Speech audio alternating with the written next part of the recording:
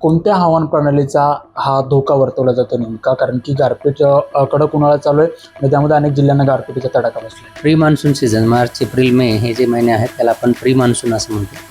आणि प्री मान्सूनमध्ये वादळी पाऊस होणं साहजिक आहे. बऱ्याच वेळा असे जे इव्हेंट्स आहेत ते होत असतात. अरबी समुद्र आणि बंगालच्या उपसागराकडनं येणारे जे आर्द्रतायुक्त वारे आहेत ते आणि हवेतील वरच्या थरामधून येणारे पश्चिमेकडनं वारे या सगळ्यांच्या आणि त्यात असलेली ध्रुवीय स्थिती या सगळ्या गोष्टीमुळे अशी परिस्थिती निर्माण झालेली आहे. पुढील काही 2-3 दिवसांमध्ये महाराष्ट्रातील कोणत्या जिल्ह्यांना गारपिटीचा जास्त तडाखा बसू शकतो? आजचा जर बघाल तर विदर्भातील काही जिल्हे, त्याचबरोबर दक्षिण मध्य महाराष्ट्रातील काही जिल्ह्यांना गारपिटीचा फटका बसू शकतो. आणि उद्याचा जर विचार कराल तर मध्य महाराष्ट्रातील बहुतांश जिल्हे ज्यामध्ये अहिल्यानगर आहे, छत्रपती संभाजीनगर, जळगाव आणि नाशिक असेल, ह्या ठिकाणी त्याचा इम्पॅक्ट जास्त असेल. काय काळजी शेतकऱ्यांनी या संदर्भात घेतली पाहिजे? कारण की पुढील 2-3 दिवसामध्ये गारपीट असेल किंवा मग वादळी पाऊस असेल त्याचा अंदाज वर्तवला जातो. तर त्यांनी जी काढणी आलेली पिके आहेत ते काढून घेणं गरजेचं आहे. त्याचबरोबर जे हॉर्टिकल्चर पिकं आहेत त्यांना सपोर्ट देणं गरजेचं आहे. आमचं एक ॲप आहे मेघदूत आणि मौसम, ज्यामध्ये हवामानविषयक हवामानाचा अंदाज आणि त्याचबरोबर कृषीविषयक सल्ला दिला जातो. उन्हाचा तडाखा पुढच्या काय एप्रिल महिना असेल किंवा मे महिना असेल यामध्ये कसा असतो? तर फक्त पुण्यातच नाही तर महाराष्ट्रातील बहुतांश ठिकाणी तापमान वाढण्याची शक्यता आहे. आता जो ट्रेंड चालू आहे याच्या 1 ते 2 डिग्री सेल्सिअसने अजून तापमान वाढेल. नमस्कार, बखरलाईमध्ये आपल्या सर्वांचं सहर्ष स्वागत आहे. मंडळी, मागच्या 2 दिवसापासून महाराष्ट्रातल्या अनेक जिल्ह्यांमध्ये गारपिटीसह वादळी पावसाचा मोठा फटका बसलेला पाहायला मिळतोय. आणि याच पावसामुळे आता शेतकऱ्यांसमोर मोठं गैर संकट उभं टाकलेलं आहे. एकीकडे गारपीट आणि पुढच्या काही दिवसांमध्ये कडक उन्हाचा तडाखा बसणार असल्याची शक्यता देखील वर्तवली जाते. या संदर्भात बोलण्यासाठी माझ्यासोबत IMDचे सायंटिस्ट MD सानप सर आहेत, त्यांच्याशी आपण SD सानप सर आहेत, त्यांच्याशी आपण चर्चा करणार आहोत. सर, सध्या परिस्थितीत महाराष्ट्रातील अनेक जिल्ह्यामध्ये गारपीट चालू आहे. लातूर असेल, सोलापूर असेल आणि धाराशिव असेल, या भागांना मोठा गारपिटीचा फटका बसलेला आहे. काय परिस्थिती सध्याच्या घडीला? सध्या जर बघाल तर दक्षिण मध्य महाराष्ट्रातील काही जिल्हे, जसं तुम्ही म्हणालात की सोलापूर, सांगली तिकडे झालेलं आहे. सांगलीला काल 19 मिलीमीटर इतका पावसाची नोंद झालेली आहे. त्याचबरोबर वादळी पाऊस म्हणजेच मेघगर्जनेसह पाऊससुद्धा तिकडे नोंदवला गेलेला आहे. त्यानंतर धाराशिव, लातूर ह्या डिस्ट्रिक्ट्समध्ये सुद्धा गारपीट काल झालेली आहे.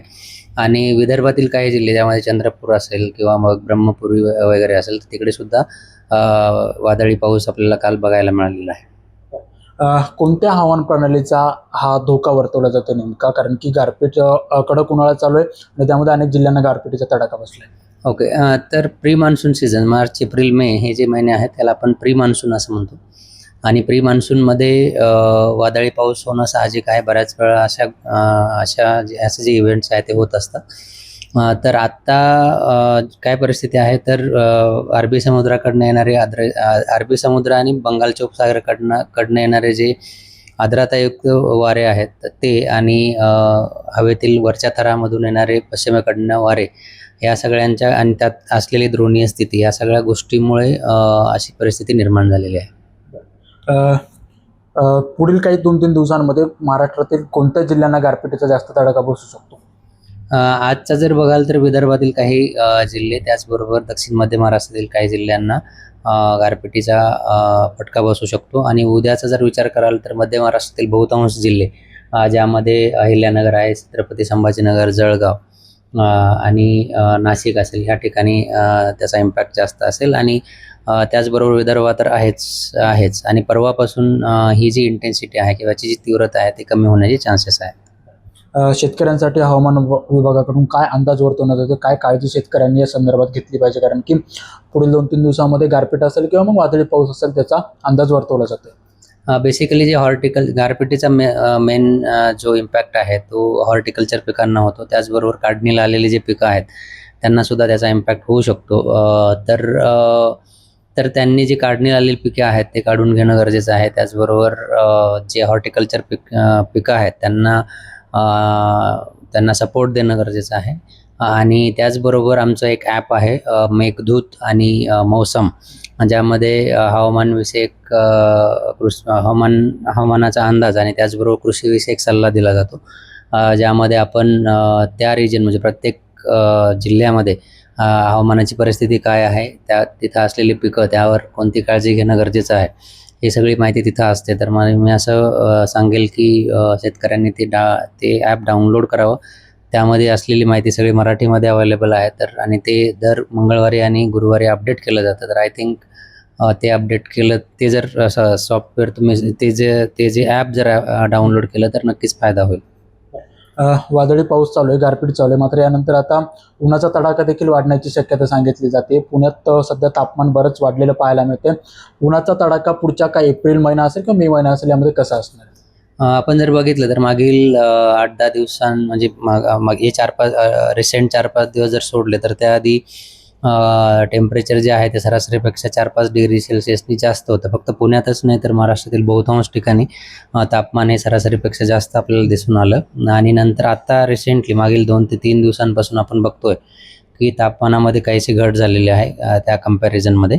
आणि ते मुख्य म्हणजे जसं आपण डिस्कस केलं की आर्द्रतेचं प्रमाण आणि ढगाळ वातावरण यामुळे तापमान कमी झालेलं आहे.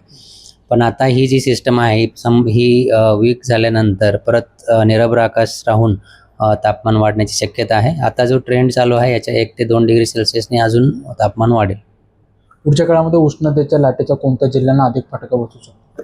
आत्ता ॲट दिस मोमेंट आपण उष्णतेची लाट येईल की नाही येईल हे सांगणं डिफिकल्ट आहे. परंतु नक्कीच तापमान वाढेल आणि उष्णतेच्या लाटेचा जो अंदाज आहे तो आपण 2 ते 3 दिवस किंवा मॅक्झिमम 5 दिवस आधी देऊ शकतो.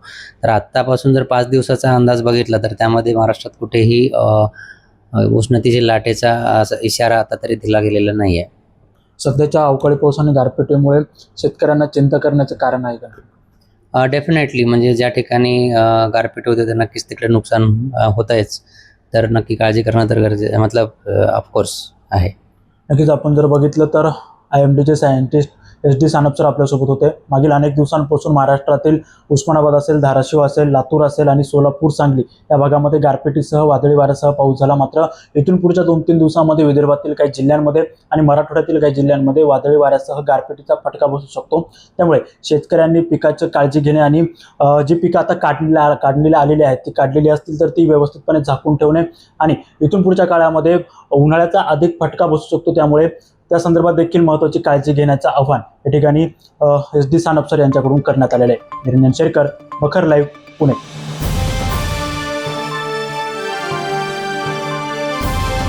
समाजकारण, प्रशासन आणि राजकारणातल्या अचूक विश्लेषणासाठी बखर लाईव्हच्या सोशल मीडिया प्लॅटफॉर्म्सना लाईक, फॉलो आणि सबस्क्राईब करा.